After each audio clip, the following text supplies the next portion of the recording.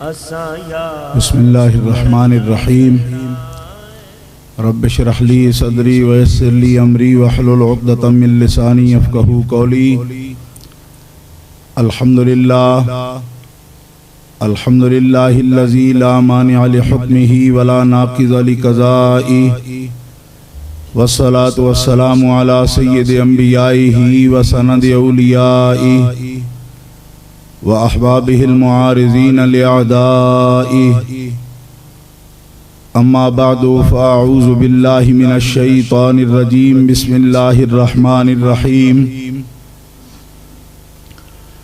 يا أيها الذين آمنوا بالله ورسوله والكتاب الذي نزل على رسوله والكتاب الذي أنزل من قبل ومن يكفر بالله وملائكته وكتبه ورسله واليوم الآخر فقد ضل ضلالا بعيدا صدق الله العظيم إن الله وملائكته يصلون على النبي يا أيها الذين آمنوا صلوا عليه وسلموا تسليما الصلاة والسلام عليك يا رسول الله وعلى آلك وأصحابك يا حبيب الله الصلاة والسلام عليك يا رحمة للعالمين وعلى آلك وأصحابك يا خاتم النبيين الصلاة والسلام عليك يا رسول رب العالمين وعلى آلك وأصحابك يا شفيع المذنبين مولاي صل وسلم دائما أبدا على حبيبك خير الخلق كلهم محمد سيد الكونين والثقلين والفريقين من عرب ومن عجم ابان مولده عن طيب عنصره يا طيب مبتدأ منه ومختتم وبات ايوان كسرى وهو منصدع كشمل اصحاب كسرى غير ملتسم منزه عن شريك في محاسنه فجوهر الحسن فيه غير منقسم ثم الرضا عن نبي بكر وعن عمر وعن علي وعن عثمان ذي الكرم والآل والصحب ثم التابعين فهم أهل التقى والنقى والحلم والكرم رب صل وسلم دائما أبدا على حبيبك خير الخلق كلهم اللہ تبارک و تعالی جل جلالہ وعم نوالہ وعظم شانہ کی حمد و ثنا حضور رحمت عالم نور مجسم شفیع معظم قائد المرسلین سید النبیین جناب محمد مصطفیٰ احمد مجتبی صلی اللہ علیہ وآلہ واصحابہ وبارک وسلم کی بارگاہ اقدس و انور میں ہدیہ صلاۃ و سلام پیش کرنے کے بعد محترم حاضرین، اہل اسلام، اہل سنت و جماعت، عاشقان مصطفیٰ، آج کا یہ پروقار مبارک روحانی اجتماع فیضان اسلام سینٹر کی انتظامیہ کی طرف سے مجلس غوث اعظم کے عنوان سے انعقاد پذیر ہے۔ اس سینٹر کے علمی اور روحانی قائد حضرت صاحبزادہ علامہ غلام ربانی افغانی صاحب زید مجدہ، جو ہمارے پاکستان کی مشہور معروف علمی شخصیت استاذ العلماء حضرت علامہ مولانا غلام دستگیر افغانی صاحب دامت برکاتہم العالیہ کے فرزند گرامی قدر ہیں، اور عظیم خطیب ہیں۔ یہاں اس مرکز میں وہ خطابت اور علمی اور روحانی اور فکری رہنمائی کا فریضہ انجام دیتے ہیں۔ اللہ تبارک و تعالیٰ ان کو اور اس سینٹر کے منتظمین کو مقاصد حسنہ میں کامیابی عطا فرمائے، اور ہم سب حاضرین کو اس محفل مقدس کا صدقہ اللہ تعالیٰ دین دنیا کی سعادت عطا فرمائے۔ گرامی قدر حضرات، اس وقت آپ کے سامنے اہل سنت و جماعت کے مقتدر جید علماء کرام، اساتذہ فنون تشریف فرما ہیں۔ استاد العلماء علامہ محمد بشیر احمد سیالوی صاحب اور حضرت علامہ مفتی منیر الزمان صاحب اور میرے محترم بھائی علامہ قاری عبد المالک صاحب، مشائخ اعظام بالخصوص آستانہ مقدسہ اجمیر شریف سے تعلق رکھنے والے سید صاحب، وہ بھی رونق محفل ہیں، آپ ان کی زیارت کا شرف حاصل کر رہے ہیں۔ حضرت علامہ ابن مناظر محقق اہل سنت مولانا قاری محمد طیب صاحب، وہ بھی تشریف فرما ہیں۔ ان بزرگوں کی موجودگی میں میرا کچھ عرض کرنا جسارت بھی ہے، لیکن حسب الارشاد میرے لیے سعادت بھی ہے کہ ان حضرات کی موجودگی میں آپ حضرات کے سامنے کچھ گزارشات پیش کروں۔ دعا ہے کہ اللہ تبارک و تعالی مجھے قرآن و سنت کی روشنی میں حق بات کہنے کی توفیق عطا فرمائے۔ گرامی قدر حضرات، قرآن مجید فرقان حمید سے جو آیہ کریمہ میں نے آپ کے سامنے تلاوت کرنے کا شرف حاصل کیا ہے، اس میں اللہ رب العزت نے ارشاد فرمایا، یا ایھا الذین آمنوا آمنوا باللہ ورسولہ، اے مومنوں، ایمان والو، اللہ پر ایمان لاؤ اور اللہ کے رسول پر ایمان لاؤ۔ والکتاب الذی نزل علی رسولہ، اور قرآن مقدس پر ایمان لاؤ، اور قرآن سے پہلے رسولوں پر جو کتابیں نازل کی گئیں ان کتابوں پر بھی ایمان لاؤ۔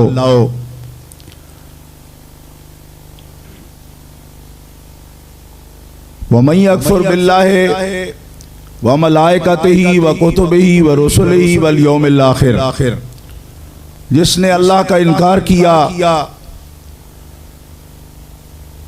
اور اللہ کے فرشتوں کا انکار کیا اور اللہ کی کتابوں کا انکار کیا اور اللہ کے رسولوں کا انکار کیا، اور جس نے یوم آخرت کا انکار کیا وہ کھلے کفر میں مبتلا ہوگا۔ یہ اس آیت کریمہ کا تحت لفظ ترجمہ ہے جو میں نے آپ حضرات کے سامنے پیش کیا۔ اس میں قابل غور بات یہ ہے کہ اس آیت کریمہ میں اللہ تبارک و تعالی جل شانہ نے تمام اصول دین کا بیان فرما دیا ہے۔ جن چیزوں کو، جن امور کو دین اسلام میں اصول کی حیثیت حاصل ہے، ان میں سے اکثر امور کا ذکر اس آیت کریمہ میں کر دیا گیا ہے۔ اور ایک خاص بات فرمایا، یا ایھا الذین آمنوا آمنوا، اے ایمان والو ایمان لاؤ۔ اس سے ایک حقیقت سامنے آ گئی کہ جو لوگ اپنے ایمان کا اظہار کریں اور اپنے آپ کو مسلم گردانے یا اپنے آپ کو مومن کہلائیں، ان کو بھی ضرورت ہے اس بات کی کہ وہ اللہ پر اور اللہ کے رسول پر ایمان لائیں۔ حالانکہ یا ایھا الذین آمنوا، جب ان کو مومن کا خطاب مل گیا، اب اس کے بعد کیا تقاضا ہے کہ آمنو، اے مومنو ایمان لاؤ۔ معلوم ہوا ایمان لانے میں کچھ کمی اور نقص رہ گیا ہے جس کے لیے اللہ تعالیٰ پھر تنبیہ فرما رہا ہے کہ جو ایمان کے تقاضے ہیں ان کو پورا کرو، صرف ایمان ظاہر نہ کرو، جس چیز کی تصدیق کی ضرورت ہے ان تمام امور کی تصدیق میں اپنا ایمان مکمل کر لو۔ اور پھر وہ تفصیل بیان کر دی گئی کہ اللہ پر ایمان لاؤ اور اللہ کے رسول پر ایمان لاؤ، اور جو کچھ رسول اللہ صلی اللہ تعالی علیہ وسلم تمہارے پاس لے کر آئے ہیں ان سب چیزوں پر ایمان لاؤ۔ ایمان باللہ میں ایمان بالرسالت بھی موجود ہے کہ اللہ تعالیٰ پر ایمان لانے کا مطلب یہ ہے کہ اللہ کے کتابوں پر، اللہ کے رسولوں پر، اور جو کچھ اللہ تعالیٰ نے احکام فرمایا ان سب چیزوں پر ایمان لایا جائے۔ اور رسول اللہ پر ایمان لانے کا یہ مطلب ہے کہ رسول اللہ صلی اللہ علیہ وسلم کی ذات کریم پر ایمان لانے کا مطلب یہ ہے کہ جو کچھ رسول اللہ نے عطا فرمایا ہمیں، جس درجے میں عطا فرمایا اس درجے پر ہمیں ہر اس چیز پر ایمان حاصل ہونا چاہیے۔ اور قرآن مقدس پر ایمان، اب ہمیں کہا آمنو، کتاب پر بھی ایمان لاؤ، اور کتاب پر ایمان لانے کا مطلب کیا ہے کہ قرآن مقدس کو اللہ تعالیٰ کی کتاب مانا جائے، اللہ کا کلام مانا جائے، اللہ کی ذاتی صفت سے مانا جائے، اور اسے ضابطۂ حیات تسلیم کیا جائے، اور اس کے ساتھ ساتھ اعتقادی حوالے سے قرآن کو غیر محرف مانا جائے کہ اس میں کسی قسم کی کوئی تبدیلی نہیں ہو سکتی۔ ذالک الکتاب لا فیہ، کہ یہ کتاب کوئی شک کا مقام نہیں ہے۔ الحمد کے الف سے لے کر والناس کی سین تک جیسا رسول اللہ پر نازل ہوا تھا، رسول اللہ نے اسی طرح اپنے امتیوں کو قرآن عطا فرما دیا ہے۔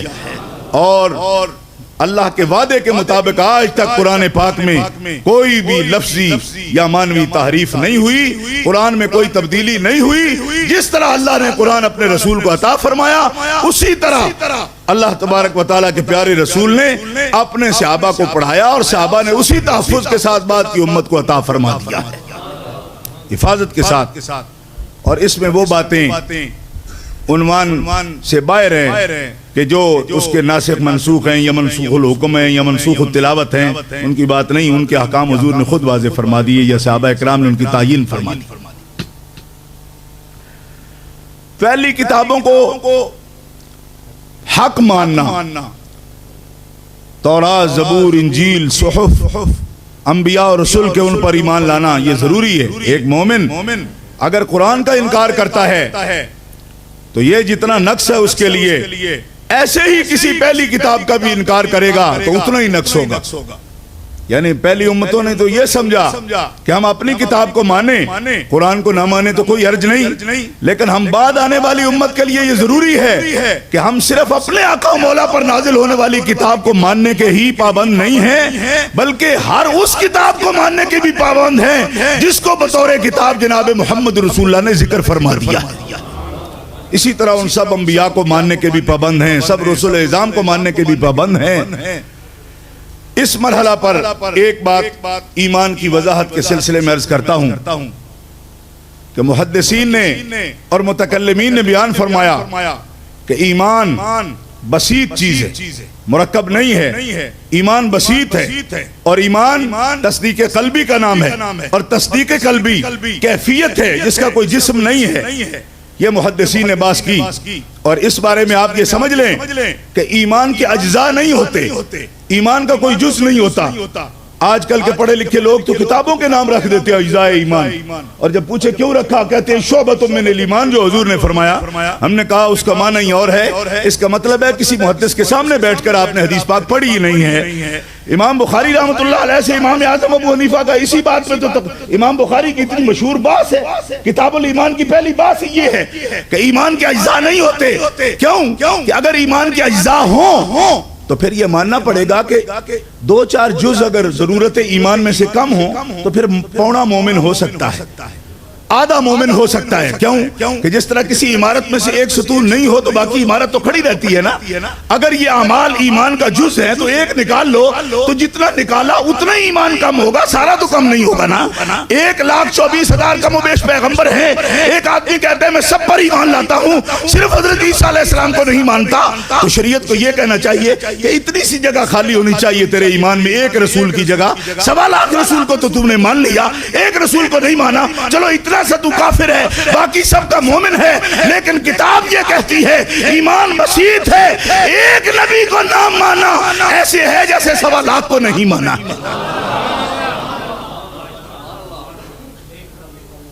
ایک بھی نبی کو نہ مانے.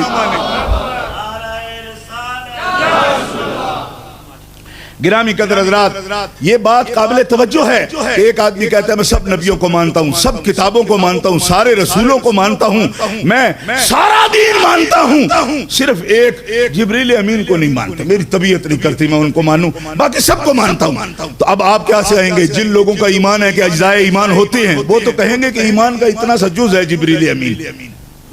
اتنی جگہ ہوگی نا, ایک آدمی کے ایک شخص کی کتنی جگہ ہوگی پورے ایمان میں؟ سارے رسولوں کو مان لیا, ساری کتابوں کو مان لیا, سارے دین کو مان لیا, سارے احکامات کو مان لیا, صرف ایک جبریل امین کو نہیں مانا. تو جن لوگ اجزائے ایمان کے قائل ہیں ان کا تو یہی ہوگا بھئی اتنی سی جگہ خالی رہ گئی ہے, باقی سارا ایمان ٹھیک ہے. لیکن شریعت کا یہ فتویٰ ہے کہ ایک جبریل کو جس نے نہیں مانا اس نے سارے قرآن کو ہی نہیں مانا.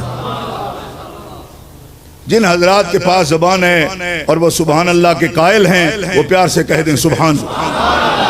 یہ دین اسلام کی اور ایمان کی عظمت میں آپ کے سامنے بیان کر رہا ہوں کہ ایمان کس چیز کا نام ہے. اب آپ کے ذہنوں میں یہ بات آ جانی چاہیے کہ ضروریات دین سارے ایک جیسے ضروری ہیں, ایک جیسے ضروری ہیں. اگر کوئی کہے میں اللہ کی توحید کو بہت مانتا ہوں, تو کیا ہے اگر میں انبیاء کی عظمت کو نہیں مانتا؟ تو ہم نے کہا تو نے دین نہیں پڑھا, دین نہیں پڑھا تم نے کہا پڑھا ہے. تو میں نے کہا کیا پڑھا ہے؟ انبیاء کی عظمت موقوف علیہ ہے توحید کو ماننے کے لیے. جب تک نبیوں کی عظمت نہ مانی جائے عقیدہ توحید سچا ہو ہی نہیں سکتا. کیوں؟ توحید بتانے والوں کی جب کوئی عظمت نہیں تو توحید کی کیا عظمت ہے؟ تم نے کیا سمجھا؟ یہ کوئی مذاق ہے؟ ایسے ہی جناب اس کو مانتے ہیں اس کو مانتے ہیں, تیری چوائس کا مسئلہ ہے یہ, تو اس چیز کو مانتا ہے, اس میں کوئی اختیار نہیں کیونکہ اللہ کو محتاج ہے تیرے ماننے کا. چل جتنا بھی تو مان لے, گزارا کر میرے ساتھ. اللہ غنی ہے اور غنی عن العالمین ہے. کسی ملا کو پروفیسر کو تو دنیا کا منہ دیکھنے کی ضرورت ہوگی کہ اس سے مجھے کیا لینا. رب منہ دیکھ کے حکم نہیں دیتا کہ تم چاہو تو دوں, نہ چاہو تو نہ دوں. فرمایا سن لو حضرت نبیوں کی پہلے, میری بات بعد میں. من یطع الرسول فقد اطاع اللہ, جو رسول کو مانے گا وہی خدا کو مانے گا.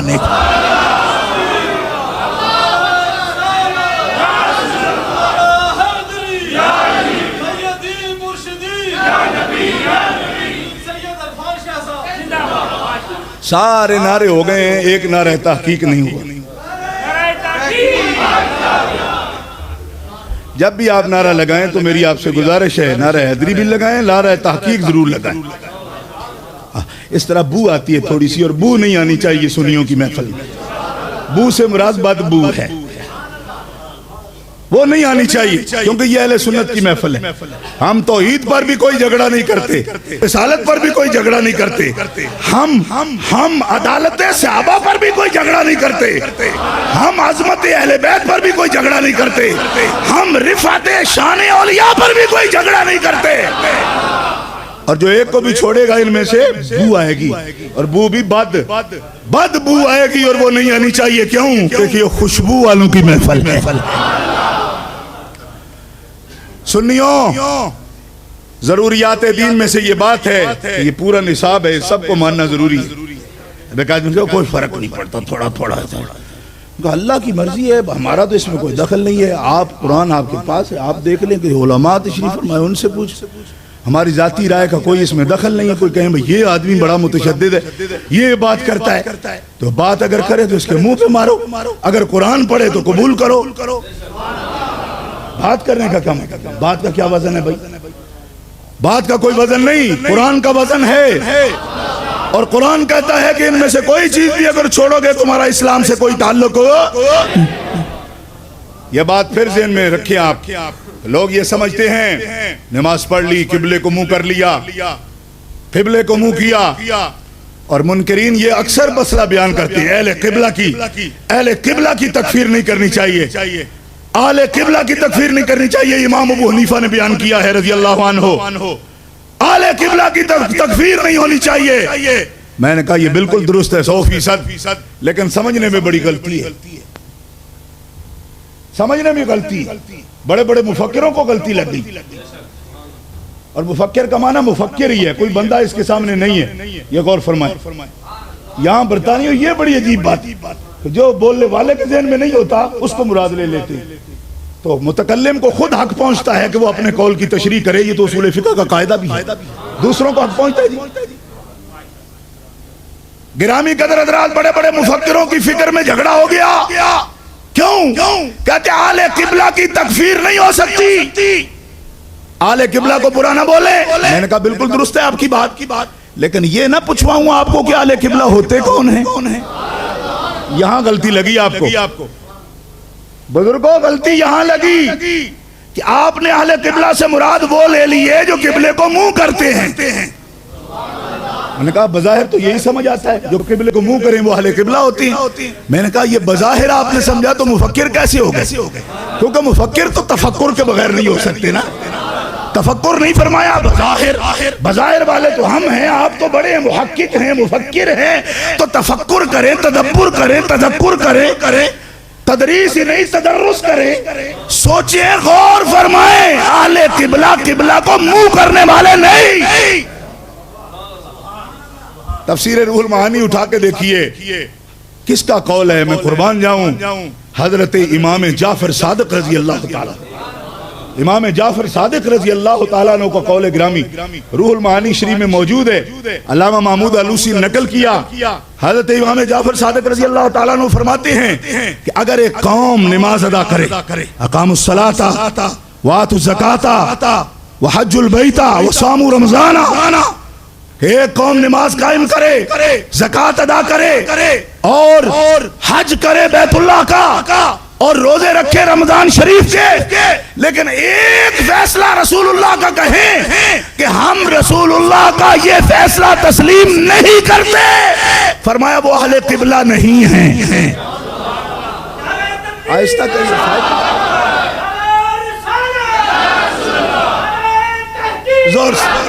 زور سے بولے, نعرہ تحقیق, نعرہ تحقیق, نعرہ حیدری.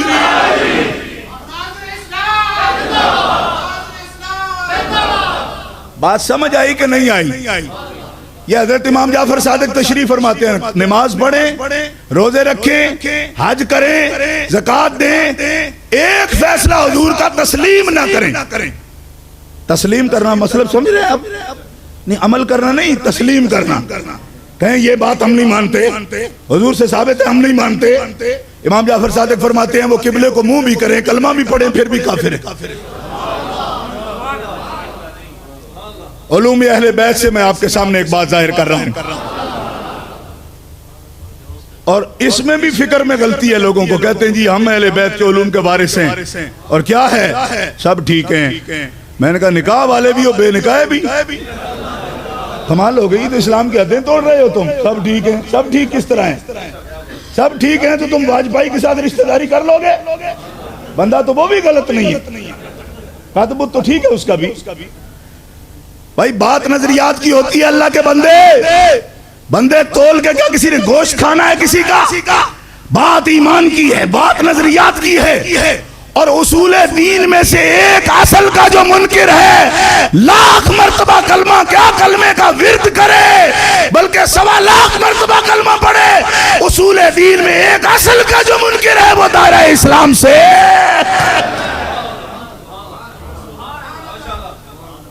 دین اسلام کا جانوروں کا طویلہ ہے کہ جو چاہے اس میں داخل ہو جائے، جو کچھ کہتا پھرے.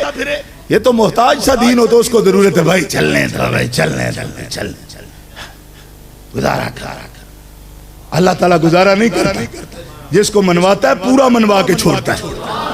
یہ اللہ کی عادت ہے، اللہ گزارا نہیں کرتا. اتنا کیوں مجبور کرتا ہے؟ لوگوں نے کہا کہ لا اکراہ فی الدین، دین میں تنگی نہیں. فرمایا دین میں تنگی کافروں کے لیے نہیں. کوئی سمجھ نہیں ہے آپ کو، کوئی نہیں سمجھ آئی. اپنوں کو تو یہ بھی کہتا ہے بے اٹھ چل وضو کر، کہتا ہے تنگی کو چپ وضو کر. کون سی تنگی ہے جو نہیں اس میں؟ کہتا جہاد کر مر، کہتا وطن چھوڑ، یہ بھی تنگی ہے. ہجرتیں نہیں کروائی. لوگ کہتے لا اکراہ فی الدین کا معنی یہ ہے کہ دین کوئی تکلیف دیتا ہی نہیں. میں نے کہا تکلیف دیے بغیر چھوڑتا ہی نہیں. فقہ والے تو ہر مومن کو مکلف کہتے ہیں نا. کیا کہتے ہیں مکلف؟ جسے تکلیف دی گئی، جسے تکلیف دی گئی. گرامی قدر حضرات، یہ مسئلہ قابل غور ہے، اس پر توجہ فرمائے. لا اکراہ فی الدین، تنگی کوئی نہیں. فرمایا تم مکلف ہو، مکلف ہاں، البتہ جس کو تم اپنے لیے مشکل سمجھتے ہو مشکل مت سمجھو. لا یکلف اللہ نفسا الا وسعہا. جو کچھ تکلیف ہم نے تمہیں دی ہے وہ تکلیف اٹھانے کے تمہیں پہلے قابل بنا دیا ہے. اب بہانے بتے نہ بناؤ، جو کچھ کہا ہے اس پہ عمل کر. کمزوری ظاہر کرتے ہی ہم سے نہیں ہو سکتا. فرمایا جو ہو نہیں سکتا تھا وہ تیرے مالک نے حکم ہی نہیں دیا، اور جو دیا ہے وہ ہو سکتا ہے کیونکہ اس کی تمہیں پہلے طاقت دی ہے، اس پر تم عمل کر سکتے ہو. اب اگر چھوڑتے ہو تم تو یہ بے ایمانی ہے، منافقت ہے. ہمارے ساتھ جو معاہدہ کیا ہے اس کی خلاف ورزی ہے. ہمیں ماننا ہے تو ہمارے سب احکامات کو بھی ماننا پڑے گا. ایک دفعہ وہ دیوار کے پیچھے تک جو لوگ ہیں آواز آنی چاہیے، پیار سے کہیں سبحان اللہ. گرامی قدر حضرات، اصول دین، اب یہ لفظ آپ کو بار بار میں دہراؤں گا اور اس کو ذہن میں بٹھانا پڑے گا کہ کلمہ منافقین نے بھی پڑھا، قبلے کو منہ منافقین نے بھی کیا. اس دور میں بھی قادیانی تک قبلے کو منہ کرتے ہیں، لیکن قبلے کو منہ کرنا معیار نہیں ہے. معیار یہ ہے کہ جن جن چیزوں کو ماننا فرض ہے، ایمان کے لیے شرط ہے، ان تمام اصول دین پر بندہ ایمان رکھے. اگر اس میں سے ایک بات کا بھی منکر ہو جائے گا تو دائرہ اسلام سے خارج ہو جائے گا. اور وہ اصول دین کیا ہے؟ اصول دین کیا ہے؟ آمنو باللہ ورسولہ. اللہ پر ایمان اصل دین ہے، اللہ کے رسول پر ایمان اصل دین ہے.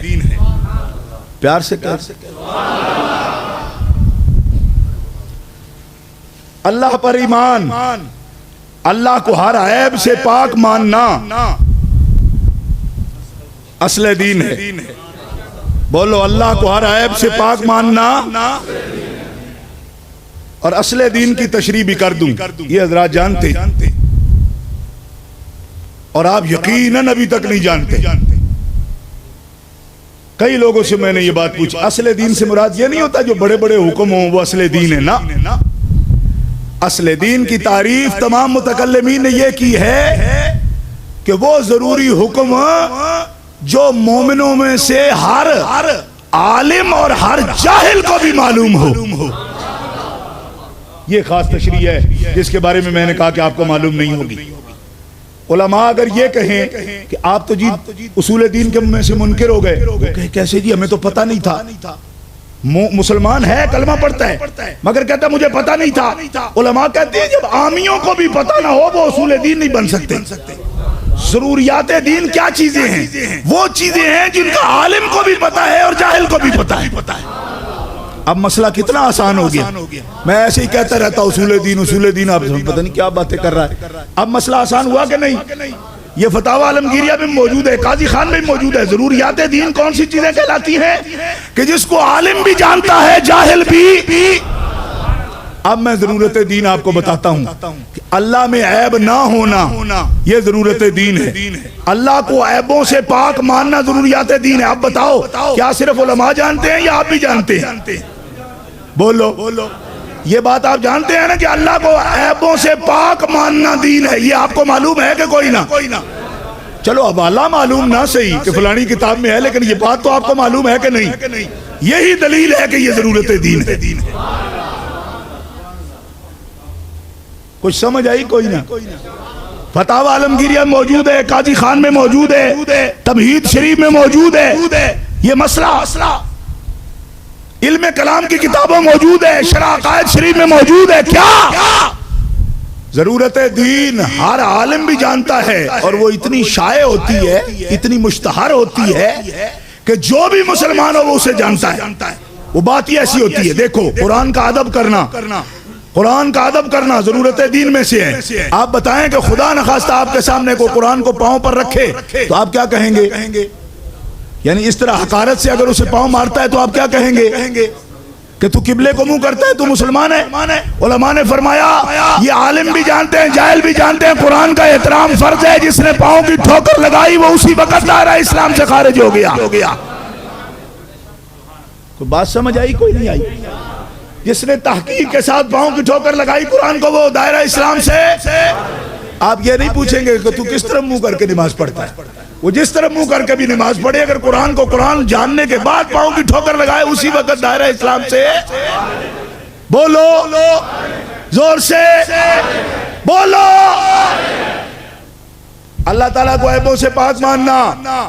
اگر کوئی مولوی صاحب کہیں مولوی صاحب اب بڑا مسئلہ گڑبڑ ہو جائے گا، کیوں کہ اصول پیچھے رہ جاتے ہیں، بندے آگے بڑھ جاتے ہیں۔ انہوں نے کہا جی ہمارے دراصل بانی ہیں، محتمم ہیں، فلانے ہیں، کب بیڑا غرق اصول دین ہے یا محتمم ہے؟ ایک مولوی نے فتویٰ دیا کہ اللہ کا جھوٹا ہونا ممکن ہے۔ فتاوی رشیدیہ میں یہ فتویٰ موجود ہے، مولوی رشید احمد گنگوئی نے لکھا اللہ کا جھوٹا ہونا ممکن ہے، اور آج تک یہ فتویٰ موجود ہے، جبکہ علماء ملت اسلامیہ کا اتفاق ہے اور یہ اصل دین ہے، یہ ضرورت دین ہے کہ جو رب بندوں کو جھوٹ نہیں بولنے دیتا وہ خود اس سے جھوٹا ہونا کیسے ممکن ہوگا؟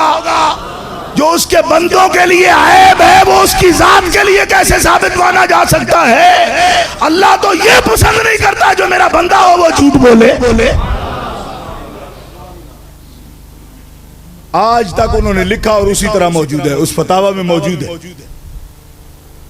فتاوی میں موجود ہے، بلکہ اس کی تشریح کرتے بولے گا نہیں ممکن ہے، امکان ہے، بول دے، اس پر قادر ہے کہ جھوٹ بولے، بلکہ تشریحات کرتے ہوئے وقوع تک کے قائل ہو گئے۔ ہاں خلیل احمد بیٹھوی تک کو اور بے شمار لوگوں کو آج کے دور تک اس کی تشریح کرتے ہوئے عذر گناہ بدتر از گناہ میں گرفتار ہیں۔ آج ہم سے لوگ کہتے ہیں ہاتھ تھوڑا رکھو جی، ہاتھ تھوڑا رکھو، میں نے کہا اوڑا کر دیا، لیکن جس نے اللہ کو جھوٹا ہونا ممکن قرار دیا اس پر ہاتھ تھوڑا رکھنے کا کیا مطلب؟ ہاتھ تھوڑا رکھو جی کیونکہ چلن نہیں ہے جی۔ میں نے کہا قبر میں تو چلن ہے نا، کہ ساری دنیا زندگی ادھر ہی رہنا ہے۔ کہا جی جس مولوی نے درمیانی بات کی کتنا کامیاب ہوا؟ میں نے کہا کامیاب کیا ہوا؟ کہا گاڑی بڑی لمبی ہے، جماعت بہت بڑی ہے، چندے بڑے کرتا ہے۔ میں نے کہا اس کو کامیاب قرار دیتے ہو؟ کامیاب تو تب ہوگا من زحزح عن النار وادخل الجنۃ فقد فاز۔ کامیاب تب ہوگا جب میدان حشر میں رسول اللہ اس پہ تبسم فرمائیں گے۔ کامیابی کا بھی آپ نے کہا گاڑی بڑی لمبی، چندہ بڑا کرتے، یونٹ بڑے قائم کر دیے، لائیو ممبر بنا لیے۔ فتویٰ کیا لکھا ہے؟ فرقہ پرستی کا خاتمہ کیوں کر ممکن ہے؟ کہا سنی وہابی کوئی فرق ہی نہیں ہے، شیعہ بھی کوئی فرق ہی نہیں ہے، ہم سب ملت اسلامی ہے۔ میں نے کہا خدا کا جھوٹا ہونا جو ممکن مانے اس میں اور تم میں فرق ہی کوئی نہیں، اس کا مطلب تو یہ ہوا کہ شراب اور آب زمزم میں کوئی فرق ہی نہیں۔ اوے الوا یہ ضرورت دین ہے، اللہ کا جھوٹا ہونا محال ہے، ممکن ہے۔ بولو بولو بولو، جھوٹا ہونا ممکن نہیں ہے۔ اب کمال لوگ ہیں، آپ بھی بڑا سونا تول رہے ہیں جی برابر، یہ بھی ٹھیک ہے جی، وہ بھی ٹھیک ہے جی۔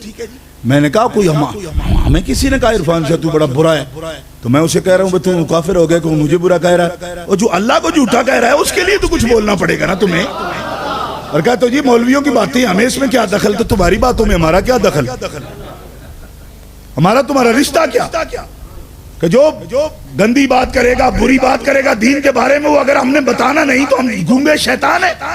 حضور نے فرمایا وہ شیطان اخرس ہے، گونگا شیطان ہے، جو حق بات لوگوں کے سامنے بیان نہیں کرتا، وہ میرے دین کا عالم نہیں ہے، گونگا شیطان ہے وہ۔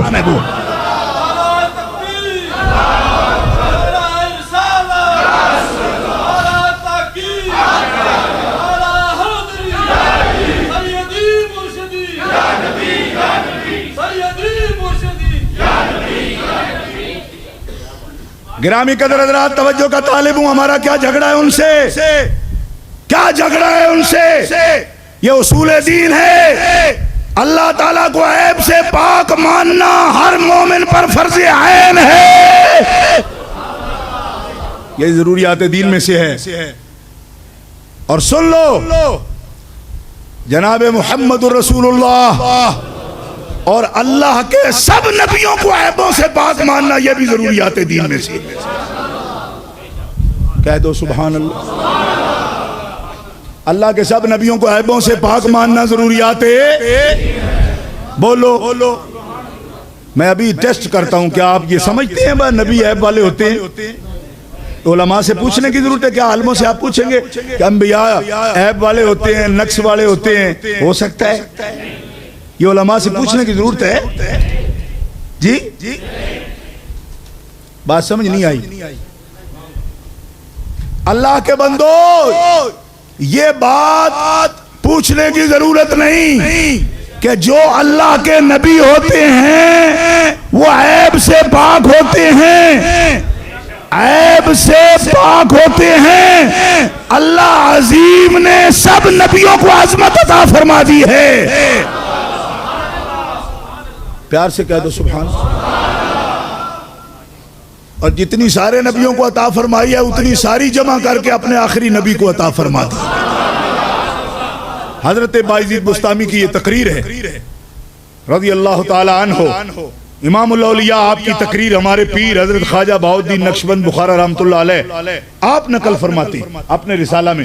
آپ فرماتے حضرت بایزید بستامی نے فرمایا کہ ہم نے حقیقت کی نظر سے دیکھا عام مومنین سے اولیاء کاملین افضل ہیں، اور اولیاء کاملین سے شہداء افضل ہیں، اور شہداء سے صدیقین افضل ہیں، اور ان کے مقام کی جہاں انتہا ہوتی ہے وہاں سے انبیاء کرام کے کمالات کی ابتدا ہوتی ہے، اور جہاں انبیاء کرام کے مقامات کی انتہا ہوتی ہے وہاں سے رسول اعظام کے مقامات کی ابتدا ہوتی ہے، اور جہاں رسول اعظام کے مقامات کی انتہا ہوتی ہے وہاں اولو العظم رسولوں کے مقام کی ابتدا ہوتی ہے، اور جہاں اولو العظم رسولوں کے مقام کی انتہا ہوتی ہے وہاں محمد رسول اللہ کے مقام کی ابتدا ہوتی ہے۔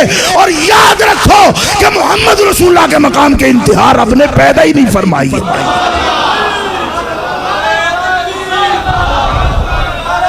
ہائے ہائے ہائے، یہ تو نا سنیوں والا نعرے زور سے بول سکتے، اس مسئلے کا اس طرح کا استقبال یار، زور سے زور سے زور سے پیچھے تک بولو سب زور سے،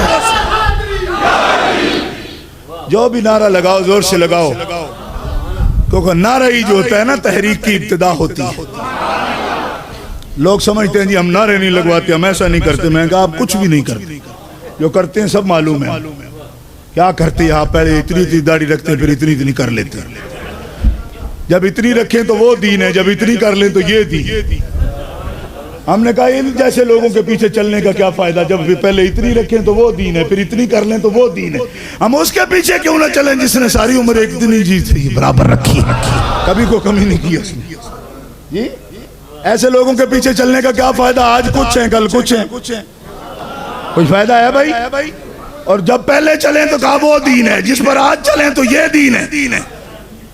روز دین بدلتا رہے، فرمایا چھوڑو ان کو، چلو محمد رسول اللہ کے پیچھے، صحابہ کے پیچھے، اولیاء کاملین کے پیچھے، اہل بیت اطہار کے پیچھے۔ زمانہ بدل سکتا ہے پر محمد رسول اللہ کا قانون نہیں بدل سکتا۔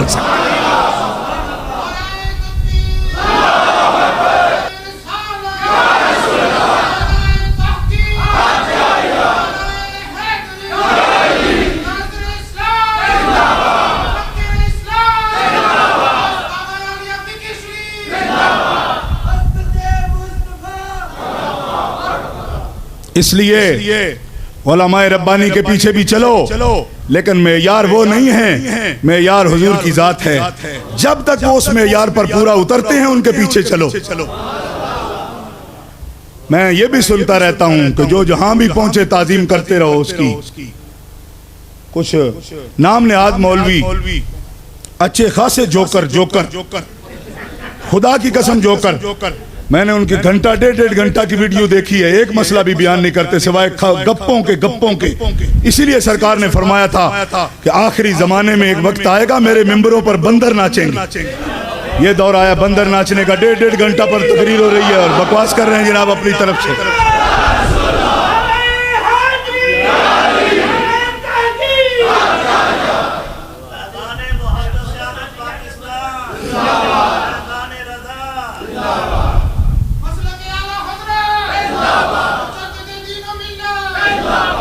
مولانا شاہ احمد رضا خان بریلوی مجدد دین و ملت کہہ کر آگے ان کا نام لیں، کیونکہ آج کل یہ بھی ایک جھگڑا ہو گیا۔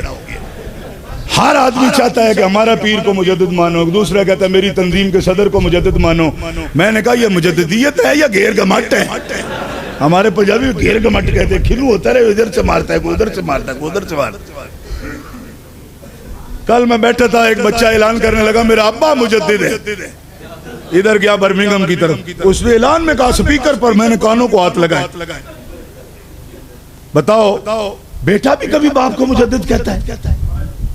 آپ کو پتہ نہیں ہے اس بات کتنا خطرناک جملہ ہے؟ آج تک کسی مجدد کو اس کے بیٹے نے مجدد نہیں کہا۔ ہاں پتہ ہے، بات سمجھ آئی آپ کو؟ اس مسئلے کو گھیر مٹ نہ بنائے۔ مجدد کا ہے، مجدد کا معنی تو نیا کرنے والا ہوتا ہے۔ نہیں سمجھ آئی؟ جو پرانی چیز ہو جاتی نہیں کر دیتا ہے۔ مجدد دین و ملت ہو، وہ دین کو زندہ کرتا ہے۔ پیار سے کہنا سبحان اللہ، دین زندہ کرتا ہے۔ جو مجدد دین و ملت ہے وہ کیا کرتا ہے؟ بولو، دین کو زندہ کرتا ہے۔ اور جو بچہ کہے تو پوچھنا پڑے گا وہ کس کو نیا کیا اس نے؟ عجب بات ہے بھائی، توجہ فرمائیں۔ میں عرض کر رہا ہوں یہ ضروریات دین میں سے ہے، ضروریات دین میں سے۔ ضروریات دین ہر عام چیز نہیں ہوتی۔ اگر یہ میں لفظ کسی ایسی چیز کو ضروریات دین کہہ دوں جو نہیں ہے تو بھی ایمان جانے کا خطرہ ہے۔ آپ کو پتہ نہیں میں کس نازک مقام پر بات کر رہا ہوں۔ جو چیز ضروریات دین میں سے نہیں ہے اس کو ضروریات دین قرار دینا بھی کفر کا باعث بنے گا۔ ہاں یہ تو مجھے پتا ہے نا میں کس جگہ پہ بات کر رہا ہوں آپ کے سامنے۔ نبی علیہ السلام کی عظمت ضروریات دین میں سے ہے۔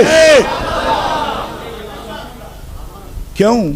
اس لیے کہ نصوص سریہ قطعیہ سے ثابت ہے۔ آپ کی عظمت نصوص سریہ سے ثابت ہے، بولو نا۔ اور نہ صرف ثابت ہے بلکہ شائع بھی ہے، ہر مسلمان جانتا ہے کہ آپ کی عزت ضروریات دین میں سے ہے۔ میرے مشورے سے کہہ رہے ہیں یہ پہلے بھی آپ کو پتا ہے، کیونکہ پہلے نہ پتا ہو تو یہ ضرورت دین بنتی ہی نہیں۔ یہ تو اس کی تصریح ہو گئی اس کے بارے میں کہ جس کو ہر مسلمان جانے، لیکن وہی جانے جس کا ایمان بھی ہو، عقل بھی درست ہو۔ ایسے مینٹل ہو، اور مینٹل جو کہتا ہوں تو ایسے بالکل ہٹ نہیں کرتا۔ دیکھو مینٹل ہونے کی ایک نشانی بیان کرتا ہوں۔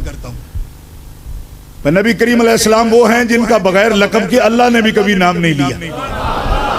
یہ تو آپ کو پتا ہے کہ نہیں ہے؟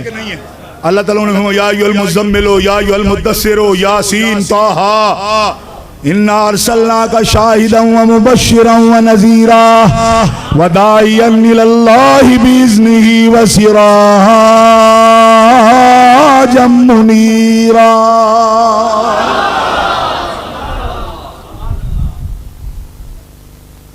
قرآن ہے نا یہ، اور بولو قرآن پاک ہے نا. یہاں حضور کا ظاہری اپنا ذاتی نام لیا. اللہ تعالیٰ حضور کی زندگی کی قسم اٹھاتا ہے, حضور کی حیات کی قسم اٹھاتا ہے. قرآن پاک میں موجود ہے لعمرک, حبیب آپ کی حیات کی قسم ہے, آپ کی زندگی کی قسم ہے. آپ آہستہ سبحان اللہ کہہ رہے ہیں. حضرت انس بن مالک فرماتے ہیں یہ اللہ کی عادت نہیں کہ لوگوں کی زندگیوں کی قسمیں اٹھاتا پھرے. آہستہ سبحان اللہ کہنے والوں سنو, یہ اللہ کی کوئی عادت نہیں کہ لوگوں کی زندگیوں کی قسمیں اٹھاتا پھرے. ما حلف اللہ بحیات احد الا بحیات محمد. اللہ نے کسی کی زندگی کی قسم نہیں اٹھائی, صرف محمد رسول اللہ کی حیات کی قسم اٹھائی ہے. زور سے آپ آہستہ بولتے غضب کرتے, زور سے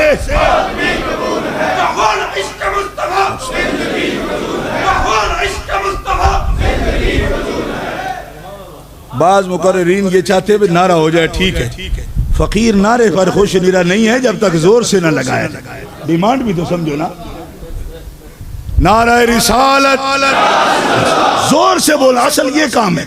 نعرہ رسالت اس سے کم آواز میں نہ بولیں آپ برائے مہربانی. میں کوئی 15-20 منٹ ہی رہ گئے ہیں, کوئی اتنی لمبی جیل نہیں ہے آپ کے لیے. گرامی قدر حضرات, مسئلہ یہ عرض ہو رہا ہے نبی کریم علیہ السلام کی عظمت یہ ہے کہ آپ کی حیات طیبہ کی قسم رب نے اٹھائی ہے, اور قسم ہمیشہ عظیم شے کی اٹھائی جاتی ہے.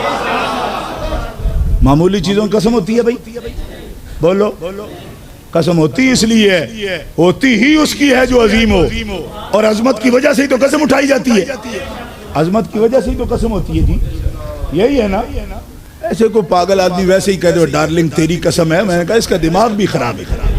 ڈارلنگ کیا ہے, ابھی 5 منٹ کے بعد تو اس کو عوائج کے لیے کہیں جانا پڑے گا ذلت کے مقام پر, اس کے میں کیا عظمت ہے.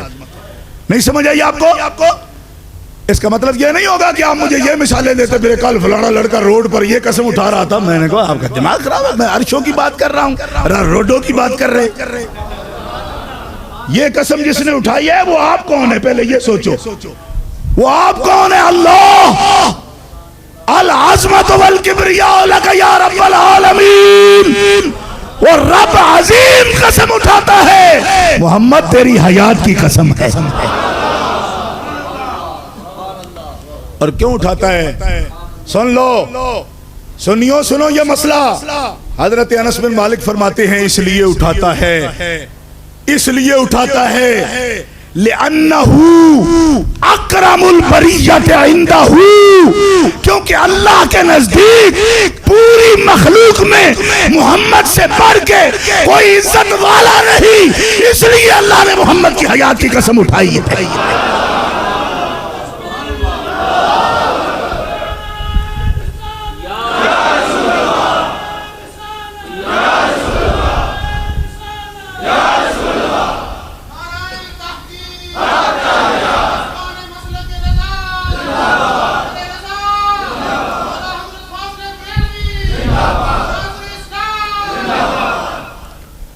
ایک یہ مسئلہ ہے. اب میں آپ سے پوچھتا ہوں, جو کہے ان کی بشر کی سی تعریف کرو, بلکہ اس میں بھی کچھ کمی کرو. بعد میں غصے ہوتے رہتے ہو, یہ بڑے سخت لوگ ہیں جی, بڑا سٹک موقف رکھتے ہیں جی, بڑا یہ کرتے ہیں جی, ہم ڈھیلا موقف رکھتے ہیں. آپ سے پوچھتے ہیں جو کہے کہ اللہ کی شان کے آگے سب چوڑے چمار سے زیادہ ذلیل ہیں, بڑی مخلوق ہو یا چھوٹی. پوچھا بڑی مخلوق کون, کہا نبی ولی. اور کہتا کون ہے, یہ معمولی آدمی کہتا تو میں درگزر کرتا. پورے اس فرقے کا لیڈر ہے, سب سے بڑا ان کا, اس نے یہ لکھا ہے, کیسے چھوڑ دوں ان کو. عام ملا ہوتا, کسی مسجد کا مؤذن ہوتا تو میں بالکل میں نظر بھی نہ کرتا اس پر, لیکن اس کو لوگ امام کہتے ہیں کہ ہر مخلوق چاہے بڑا ہو یا چھوٹا, اللہ کی شان کے آگے چوڑے چمار سے ذلیل ہے. اور بڑی مخلوق سے نبی ولی مراد لیتا ہوں, اور چھوٹی مخلوق سے اپنے آپ کو مراد لیتا ہوں. میں نے کہا مراد دیا پترا, پہلے قرآن سے آیت لا یا نبی کی روایت لا, اور اگر نہیں لا سکتا تو مجھ سے سن. تو کہتا ہے ذلیل ہے, اللہ کہتا ہے وَلِلَّهِ الْعِزَّةُ وَلِرَسُولِهِ وَلِلْمُؤْمِنِينَ وَلَكِنَّ الْمُنَافِقِينَ لَا يَعْلَمُونَ. عزت کا مستقل مالک اللہ ہے, اللہ نے عزت رسول کو عطا فرما دی ہے.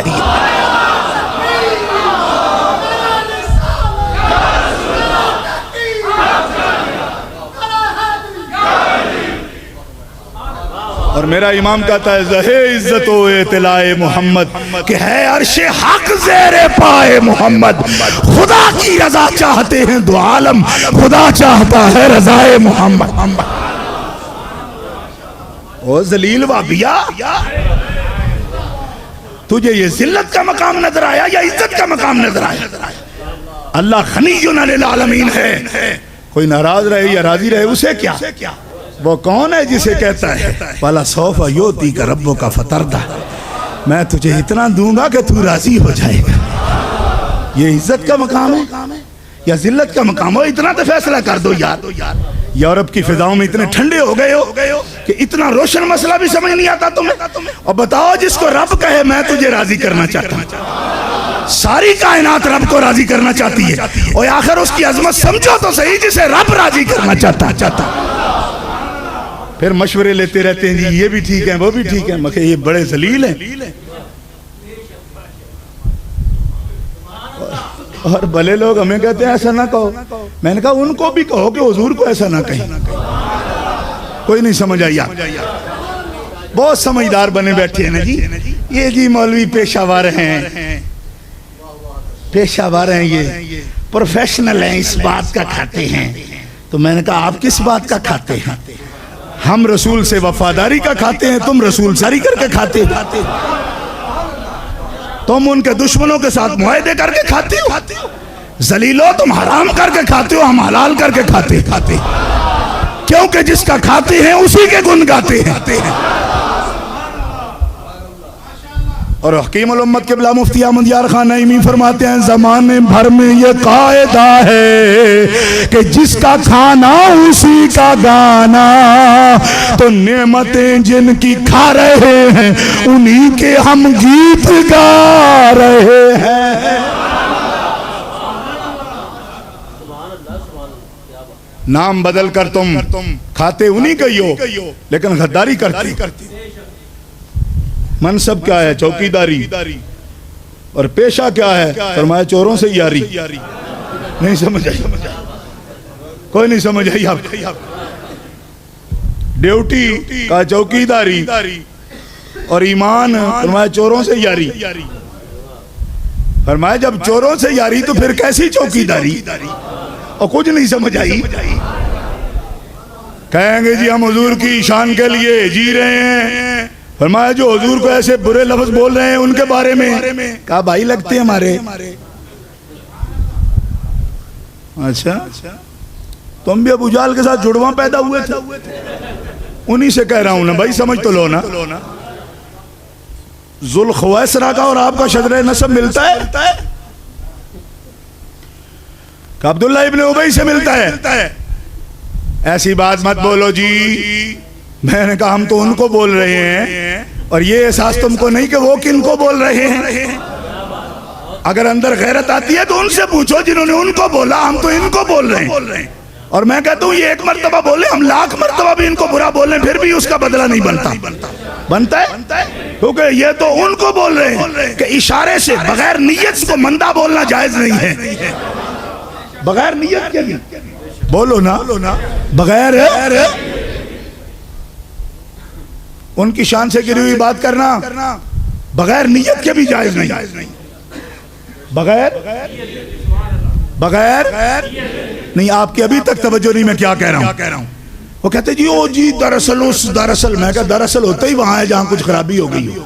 سیدھی بات کرو, یہ کیا ہے دراصل چونکہ چنانچہ اگرچہ. میں نے کہا یہ لفظ جہاں بھی آتے ہیں کچھ بیماری ضرور ہوتی ہے. سیدھی بات کرو, یہ اگرچہ چونکہ ممکن ہے جی دراصل. میں نے کہا یہ جھوٹے آدمی کی نشانی یہ ہے وہ ادھر سے ہی بات شروع کرتا ہے. دراصل کا کیا مطلب ہے؟ تم سیدھی بات کرو, سٹیٹ بولو, کیا خرابی ہے تمہارے اندر؟ چونکہ چنانچہ. فرمایا چونکہ چنانچہ مت کرو. لا تعتذروا قد کفرتم بعد ایمانکم.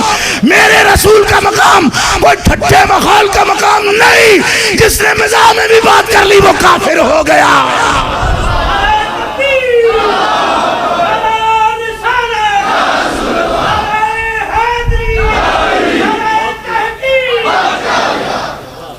قد کفرتم بعد ایمانکم.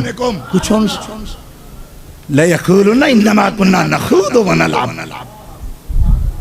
نخود ہم تو ٹھٹھا کر رہے تھے جی، ہم ٹھٹھا کر رہے تھے، ماحول کر رہے تھے. یہ منافقین یہ کہتے ہیں ہم تو ٹھٹھا کر رہے تھے. اللہ فرماتا ہے تمہیں میرے رسول کا گھر ہی ملا ہے ٹھٹھے کرنے کے لیے. کہہ دو ان سے اب اللہ و آیاتہ و رسولہ کنتم تستہزئون، تم اللہ سے رسول سے اس کی آیتوں سے ٹھٹھے کرتے ہو. لا تعتذروا، اب کوئی معذرت کا موقع نہیں تمہارے لیے، قد کفرتم، تم کافر ہو گئے ہو. اور بولو نہ بولو، میں تو بول چکا، اب آپ کو بولنا ہے بھائی. کوئی مسلمان نہیں جو رسول کی عظمت کے لیے زور سے کہہ دے سبحان اللہ.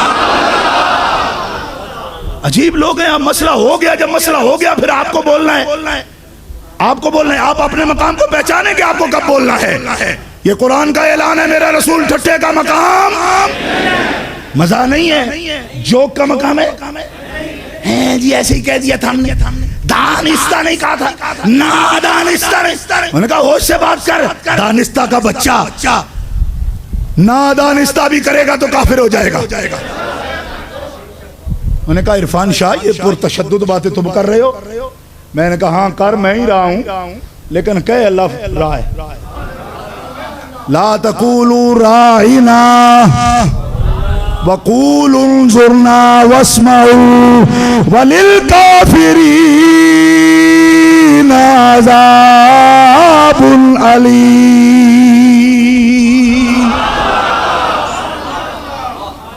یہ دانستہ کر رہے تھے. یہ علماء بیٹھے ہیں جن کو لا تقولوا کہا گیا، یہ دانستہ کر رہے تھے. یہ تو صحابہ ہے نا، دانستہ کر رہے تھے. نہیں، نادانستہ ایک ایسا لفظ جو ذو معنی بن گیا، ذو معنی بن گیا، محتمل ہو گیا، مشتمل ہو گیا، معانی متعددہ کا. وہ لفظ بولتے ہیں اپنے معنی سے، اپنی نیت سے، دوسری نیت سے اس لفظ کو پکارتے ہیں. فرمایا سن لو، تم نادانستہ ایک ایسا لفظ بول رہے ہو کہ دوسرے منافق اس کا دوسرا معنی لے رہے ہیں، اور جس میں شک بھی پڑے میرے حبیب کی بارگاہ میں بے ادبی کا ایسا لفظ بھی نہیں بول سکتے ہو. اور جو بولے گا کون ہوگا؟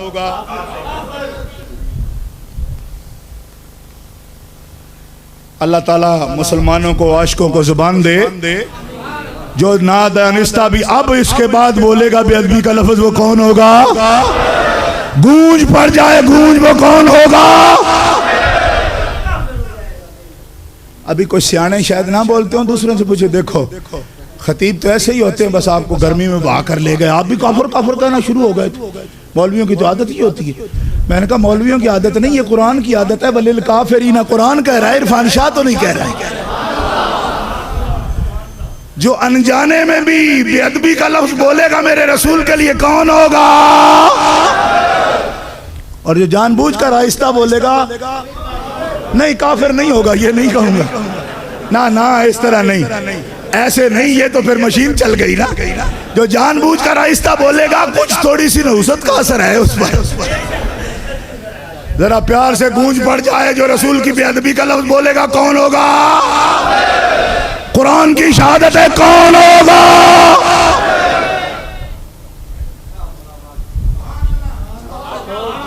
پکی ہوگی بات؟ پکی. ابھی آتا ہوں جناب، ابھی آتا ہوں سرکار، آتا ہوں. اسی طرف آ رہا، اسی طرف ہی تو آنا ہے مجھے. بات سمجھ رہے ہیں؟ جیسا مرض ہوگا دوائی وہی دیں گے نا جناب. گرامی قدر حضرات، بات سمجھ رہے ہیں آپ؟ جو نادانستہ بھی اب کے بعد، کیونکہ آیت آ گئی نا، نادانستہ بھی محتاط رہنا بھائی. ہائے ہائے ہائے. فتاوی عالمگیریہ میں لکھا ہے، فرمایا نادانستہ، مجھے کچھ کہنا ہے تو کہہ لینا، میرے حبیب کو کچھ نہیں کہنا. اگر کرہن بولنا پڑے، عالمگیریہ میں لکھا ہے، فرمایا آیات کی روشنی میں ہم نے معلوم کیا کرہن کچھ کہنا پڑے تو توحید کے بارے میں کہو، رسالت کے بارے میں نہ کہو. اب کون سمجھے گا اس بات کو کہ میں کیا کہہ رہا ہوں؟ گرامی قدر حضرات، لا تقولوا، فرمایا ایک آیت ہے، فرمایا اور بھی ہیں. ان تخبتا اعمالکم، اور خبط عمل کب ہوتا ہے؟ جب کفر ہو. بد عملی پر بھی خبط عمل ہوتا ہے. اتنے علماء کی موجودگی میں تشریح کی کیا ضرورت ہے؟ جب تک بندہ کافر نہ ہو اعمال خبط. اللہ فرماتا ہے میرے حبیب کی بارگاہ میں جس نے آواز بھی اونچی کی کیا ہو جائے گا؟ اور خبط عمل کی دلیل پیش کرو. پہلے کر دیا اب بھی نہیں بولتے ہو. میرے حبیب کے سامنے جو دم مارے گا کون ہوگا؟ قرآن کہہ رہا ہے، بولو زور سے. یہ زور ہے. دوسری آیت پڑھی ہے نا، یہ دوسری آیت پر سبحان اللہ کلمہ ہے. پہلی کا آپ نے کہہ دیا، پہلی کا کہہ دیا آپ نے. آواز بھی بلند نہیں کرنی میرے حبیب کی آواز پر. کمال ہے بھائی. اب آپ لوگ تو جناب آنکھیں پھوڑے جی، ہم بڑے براڈ مائنڈڈ ہیں، لبرل قسم کے بندے ہیں، ایسے فنڈامنٹل تھوڑے ہی ہمیں مولوی بنیاد پرست ہیں. میں نے کہا تم بھی بنیاد کے بغیر کو دیوار کھڑی کر کے تو دکھاؤ. نہیں سمجھ؟ بنیاد پرست تو تم بھی ہو. نہیں سمجھ آئی؟ دیوار کھڑی کرنی ہو 15 فٹ نیچے بھی اس کو کھود ڈالتے ہو. تو میں نے کہا بنیاد کے بغیر دیوار کھڑی کرو نا. کہا نہیں ہوتی. تو میں نے کہا یہ دیوار کھڑی نہیں ہوتی تو ایمان کی عمارت کیسے کھڑی ہوتی ہے بھائی؟ یہ بھائی تو بنیاد ہے ہی کوئی نہیں. یہ بنیاد ہے. رسول اللہ کا ادب کرنا ضروریات دین میں سے ہے. اور اب جس نے کہا کہ ان کا علم تو چوپایوں کے برابر ہے، اور یہ کہاوت نہیں ہے، کہاوت میں ہم کہیں تو ہم کافر ہو جائیں. کیا ضرورت ہے ایسی بات کہنے کی؟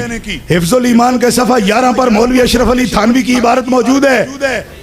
اگر کل علم غیب مراد لیتے ہو وہ تو ثابت نہیں. اگر بعض علوم غیبیہ حضور کے لیے ثابت کرتے ہو تو اس میں حضور کی کیا تخصیص ہے؟ ایسا علم تو ہر سبھی مجنون بلکہ جمیع حیوانات و بہائم کے لیے بھی حاصل ہے. اس کے قائل پر ذرا لعنت کر دو تاکہ مجھے ثواب ہو جائے. جی علامہ شرف صاحب آئے تھے، بڑے بزرگ عالم ہیں، مجھے کہنے لگے لعن شخصی میں تھوڑا ہاتھ ڈھیلا رکھا کر. ہمارے علماء نے احتیاط کی. میں نے کہا آپ اعوذ باللہ من الشیطان الرجیم چھوڑ دیں.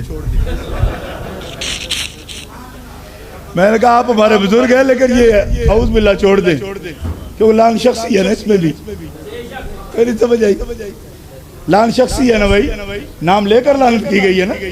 چھوڑ دے. کہا یہ تو منسوس ہے. تو میں نے کہا حضرت یہ بھی منسوس ہے، گستاخ رسول پر بھی لعنت ہوتی ہے. تو اب اس کی گستاخی میں شک کوئی نہیں رہ گئی. کوئی شک ہے بھائی؟ بولو. اگر جس کو شک ہو نا، میرے علاقے میں ایک آدمی بڑا عجیب قسم کا مناظر تھا ان کا، مجھے کہنے لگا یہ بھی کوئی بات ہے؟ یہ بھی. میں نے کہا کوئی بات نہیں. آپ کیا ہیں؟ کہا میں فلاں ہوں. میں نے کہا آپ کے نام کے ساتھ ہم لکھتے ہیں کہ آپ کا علم شریف بہت زیادہ ہے. کتنا؟ میں نے کہا جتنا گدھے کا. میں نے کہا منہ سنبھال کے بات کرو، ہمارے بندے کم ہیں تمہارے زیادہ. اس کا مطلب یہ نہیں ہے کہ تم ہم سب کچھ کہتے رہو. میں نے کیا کہا آپ کو؟ کہا میرا علم تم نے گدھے برابر کہا. میں نے کہا تو اس میں کیا جناب توہین ہے آپ کی؟ یہی عبارت آپ کے ابا نے جب نبی پاک کے لیے لکھی تو آپ توہین نہیں سمجھتے، اور وہی بات آپ کے لیے کہی جائے تو آپ کی پوچھل پہ جناب پاؤں آ جاتا ہے، سلوٹے کھاتے ہیں. آپ کیا کہہ رہے ہیں آپ؟ میں نے کہا توہین ہے. اگر توہین نہیں تو میں کہنے دو مولانا تھانوی کا اتنا علم ہے جتنا گدھے کا علم ہے. پھر تو آپ کہیں گے منہ سنبھال کے بات کر دو، یہ پارلیمانی لفظ بولو. یہ آپ نے کیا بولا؟ میں نے کہا اچھا آپ کے عالم کے لیے یہ مناسب نہیں ہے؟ کہا نہیں ہے. تو میں نے کہا تیرے استاد کے لیے جو مناسب نہیں ہے وہ سرکار کے لیے کیسے مناسب ہے؟ بولنا اور سنی بولنا. ابھی 1 منٹ میں پتا چل جاتا ہے مناسب ہے کہ نہیں ہے. اور تیرے عالم کا مقام کیا ہے وہ بعد میں بتاؤں گا، اور ان کا مقام کیا ہے جن کے لیے نادانستہ کوئی لفظ بولنا بھی جائز نہیں. بے ادبی کا جس میں شائبہ ہو وہ لفظ بولنا بھی جائز نہیں. بلکہ سن لو، یہ 100 سال ہو گیا جھگڑے والے مولوی پیدا ہو گئے. میں 10ویں صدی ہجری کے 500 علماء کا فتویٰ سنا سکتا ہوں آپ کو. 11ویں صدی ہجری کے علماء کا فتویٰ فرماتے حضور کی عظمت کی ہے لو قال لنال النبی نعیل یغفر، جو رسول اللہ کی جوتی کی توہین کرے وہ بھی مسلمان ہے. بولو بولو بولو.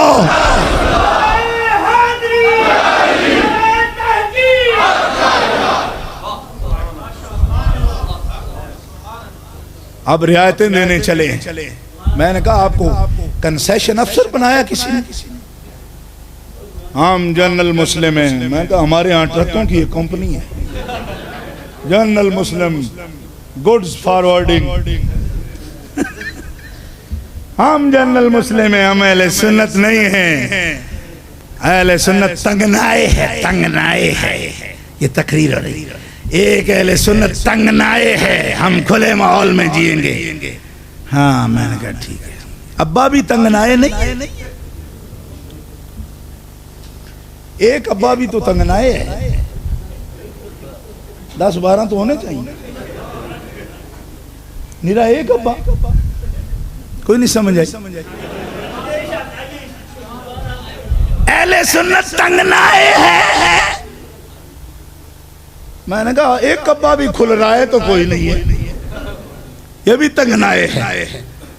خدا کے بندے, ہم کوئی نئی فکر پیش نہیں کرتے, نہ کرنا چاہتے ہیں, اور جو ایسی فکر پیش کریں جو امت کی اس صدی کو پچھلی صدی سے نہ ملائے, ہم اس کو شیطان سمجھتے ہیں. سن لو, ہم اسے شیطان سمجھتے ہیں. 1.5 اینٹ کی مسجد نہیں کھڑی کرتا ہے اپنی. اللہ فرماتا ہے مجھے بھی مانو, میرے رسول کو بھی مانو, اور تم سے پہلے جو مومنین گزر گئے ہیں ان کے راستے پر ہی چلو. کچھ نہیں سمجھ آئی آپ کو؟ آج کہتے تنگنائے ہیں کیونکہ اس میں تو امام اعظم بھی ہیں, تنگنائے اس میں غوث اعظم بھی ہیں. یہ تو سمندر ہے, یہاں تو بڑے بڑوں کی کوئی پہچان نہیں. وہ کہتے ہیں اپنی 1.5 اینٹ کی الگ بناؤ, اس میں خود خدا بیٹھ کے بن جاؤ, خدا بن کے بیٹھ رہو جناب.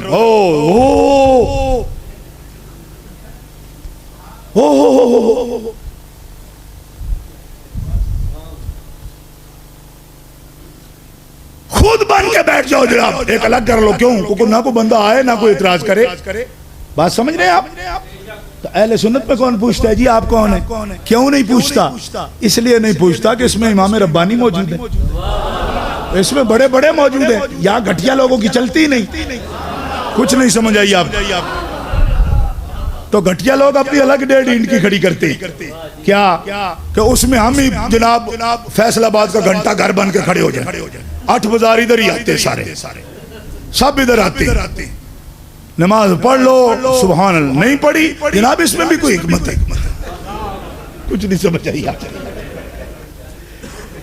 8 بازار ادھر آنے چاہیے. کیوں؟ اور جہاں اعلیٰ حضرت بریلوی ہوں, یہاں امیوں کی دال کیا گلے گی بھائی؟ کو گلے گی. جہاں مجدد گولڑوی ہوں, یہاں امیوں کی کیا دال گلے گی؟ کیا پتہ ہے کون ہے تو.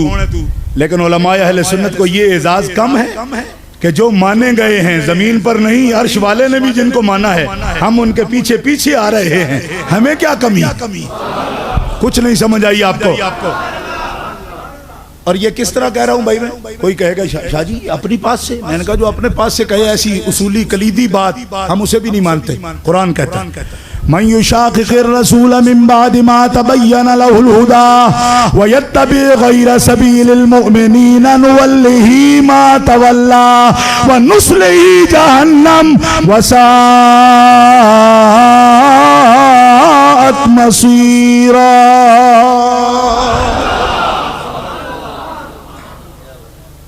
میرے خلاف بھی نہیں چلنا, میرے رسول کے خلاف بھی نہیں چلنا. جو تم سے پہلے مومن ہو گئے ان سے بھی رستہ الگ نہیں نکالنا.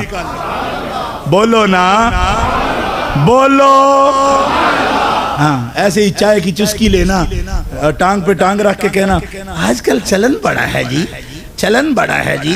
میں نے کہا وہ تو واجپائی کا بھی بڑا ہے جی, آپ کو دھمکیاں دے دے کے مارتا ہے وہ. چلن تو اس کا بھی بڑا ہے جی, جنرل شمون کا بھی بڑا ہے اسرائیلی کا.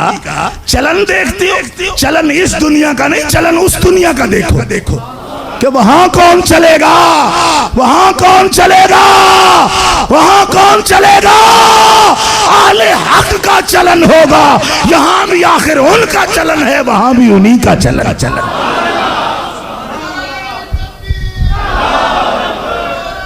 میں کہتا ہوں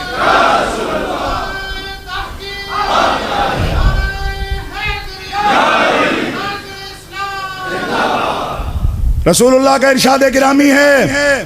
وقت ختم ہو گیا ہے لیکن میں آخری بات تک پہنچ نہیں سکتا. یہ بڑی بنیادی بات ہے. آج کی تقریر تو ہو ہی بنیادی بات کی صرف. جی ہاں, تو بنیادی بات کے بغیر آخر دیوار بنانے کا مطلب بھی کوئی نہیں.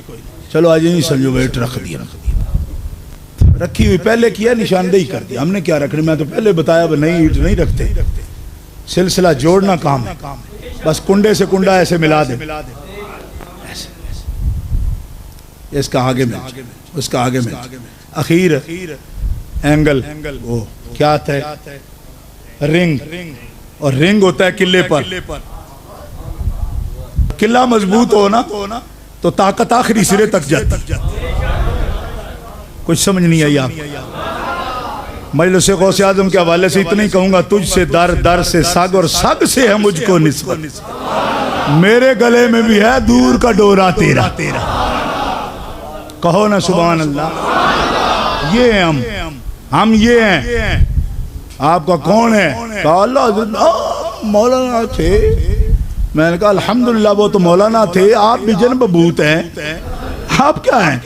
مولانا کہتے ہیں عقارت کے لیے. ہاں مولانا تھے. میں کہا درد پیٹ میں کوئی درد تو نہیں ہے آپ کو, اتنا وٹ چڑھا ہے آپ کو. مولانا تھے, مولانا تھے. میں کہا وہ تو مولانا تھے, آپ بچو ہیں.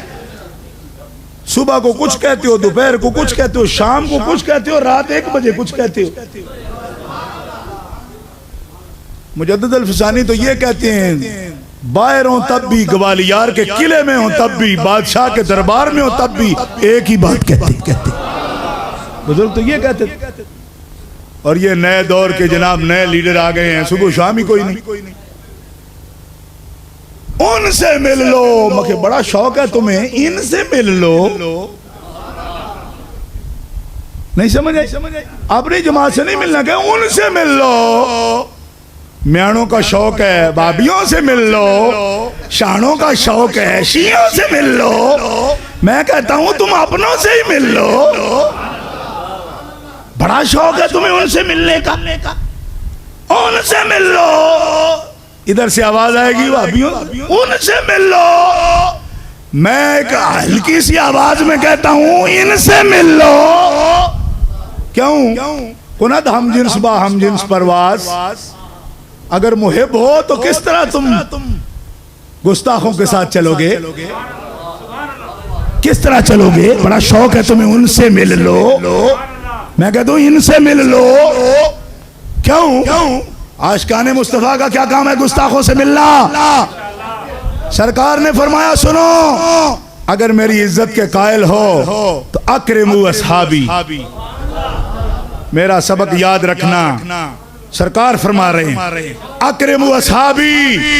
اے میرے امتیوں, میرے صحابہ نے مجھ پہ بڑی قربانیاں دی ہیں, قیامت تک ان کی عزت کرتے رہے. پیار سے آواز. اب وہ نوجوان کدھر گیا جو نعرہ تحقیق سنا رہا تھا؟ یہ موقع ہے اس کا.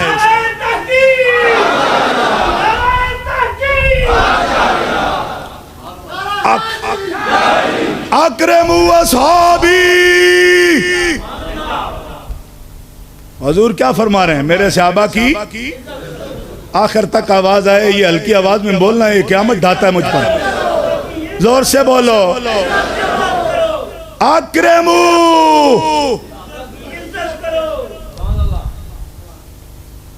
حضور کی عزت کرو.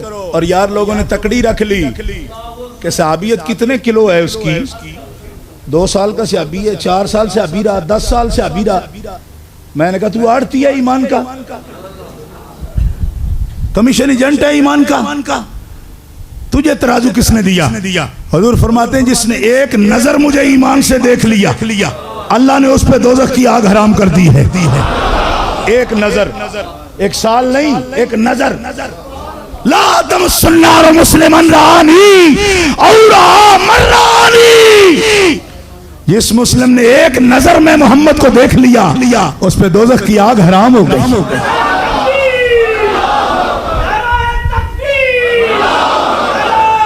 زور سے بولو.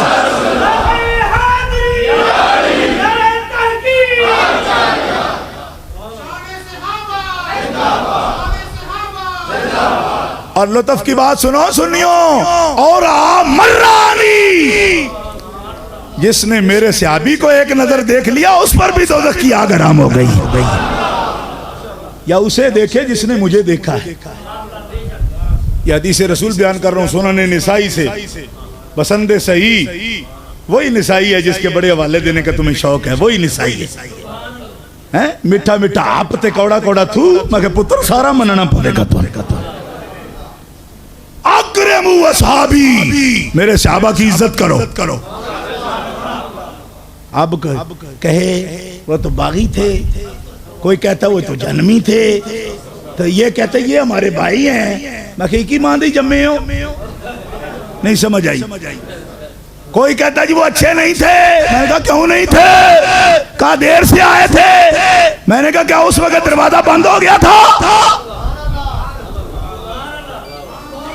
سنیو ایک جملہ کہوں گا, جسے رسول اللہ نے قبول کر لیا اسے سنی رد نہیں کر سکتا, اور جسے رسول اللہ نے رد کر دیا اسے سنی قبول نہیں کر سکتا.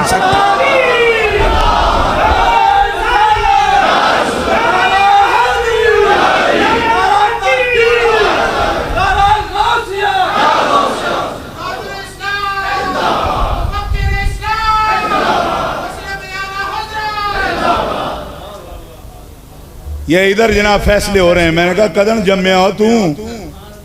آدھا کوئی 40 سال ہو گئے. میں کہا یہ بات بڑی پرانی ہے, تم اپنے وقت کا کوئی فیصلہ کرو. اتنے پرانے فیصلے تم کو کیوں لے لیا اپنے ذمہ بھائی, جن کے فیصلے رسول فرما گئے ہیں. کیا فرما گئے ہیں؟ فرمایا جو بھی میرا صحابی ہے اس کی عزت کر. بولو نا زور سے, اس کی اور عزت کبھی ایسی ہوتی ہے؟ ایسی ہوتی ہے عزت؟ ہوتی ہے. میں کہوں مولانا علامہ ارشد مصباحی آئے, میں کہوں علامہ صاحب, تو کہوں میں آپ کی عزت کر رہا ہوں. وہ کہیں گے علامہ تو کہا, لیکن یہ 18 وٹ جو سلوٹیں لے لی یہ کدھر سے آئی؟ بھائی سلوٹوں سے بھی کبھی عزت ہوتی ہے؟ چہرہ ایسے ہو جائے اور عزت ہو رہی. فرمایا ان کی عزت کرو. یا رسول اللہ اگر کوئی ان کو برا بولے تو چپ کریں. کیا کریں؟ چپ کر جائیں, برداشت کر جائیں. کوئی بات نہیں, چلو کہہ رہے ٹھیک.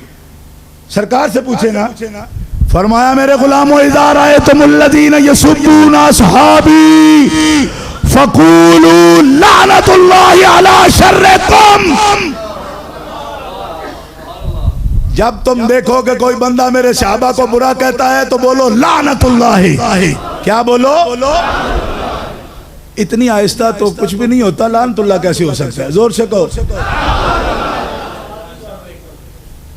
تیری بکواس پر اللہ کی لعنت ہو. اللہ کی, زور سے بولو.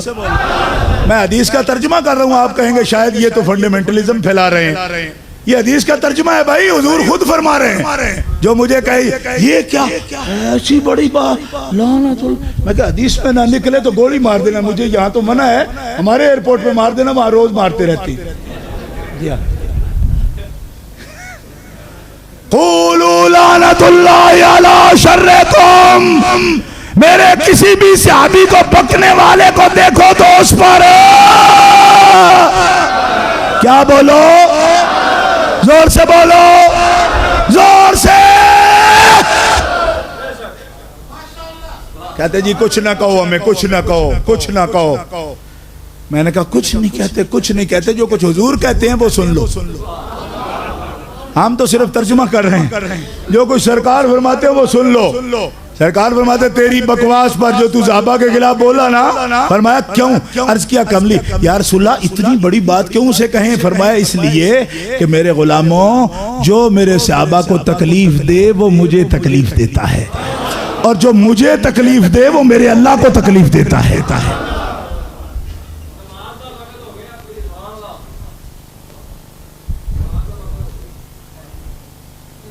آپ کے پاس سنٹر کا وقت ہو گیا, میں اس کی پابندی کروں. سنٹر میں جو نماز کا وقت ہے وہ ہو گیا. گرامی قدر حضرات, صحابہ کرام کی یہ عزت ہے, یہ عظمت ہے, اور ان کے مخالفین لائق لعنت ہیں. اور ہم جب لفظ صحابی بولیں, ایک بات ذہن میں رکھو, یہ آخری جملہ ہے میرا. سنٹر میں نماز کا وقت ہو گیا ہے. یہ جملہ سنو، جب لفظ صحابی ہم بولیں سنی تو اس سے سارے اہل بیت مراد ہوتے ہیں، اور لفظ آل بولیں تو اس سے سارے صحابہ مراد ہوتے ہیں۔ کوئی آدمی کہہ سکتا ہے صحابی کہہ رہے ہو آپ تو اہل بیت کی کوئی بات نہیں۔ میں نے کہا حضرت علی صحابی نہیں ہے، حضرت جعفر ابن ابی طالب صحابی نہیں ہے، حضرت عقیل ابن ابی طالب صحابی نہیں ہے، حضرت عباس بن عبد المطلب صحابی نہیں ہے، عبداللہ ابن عباس صحابی نہیں ہے، حضرت حمزہ صحابی نہیں ہے، اور جو اہل بیت ہیں وہ صحابی ہیں۔ بولو نا، تو اب ان کا بھی کوئی مخالف ہوگا تو اس پر بھی یہی لعنت بولیں گے۔ کوئی سمجھ آئی کہ کوئی نہیں آئی؟ لوگوں نے فرق ڈالا ہے کچھ اپنے پیٹ کے لیے، شریعت نے فرق نہیں ڈالا۔ دیکھو اللہم صلی علی محمد وعلی آل محمد پڑھتی، ایک صحابی عرض کرتا ہے جی اس آل محمد میں ہمارا حصہ نہیں ہے، ہمارا حصہ نہیں ہے، صرف آل محمد۔ فرمایا کلو تقی و نقی فہو آلی، تم میں جو بھی میرا صحابی ہے وہ اس آل میں داخل ہے۔ بولو سبحان اللہ۔ آل بول کے صحاب مراد لے سکتے ہیں، صحاب بول کے آل مراد لے سکتے ہیں، کچھ فرق نظر آ رہا ہے؟ اسی لیے میرے امام کہتے ہیں اہل سنت کا ہے بیڑا پار اصحاب حضور، نجم ہے اور ناؤ ہے عطرت رسول اللہ کی۔ وآخر دعوانا الحمدللہ۔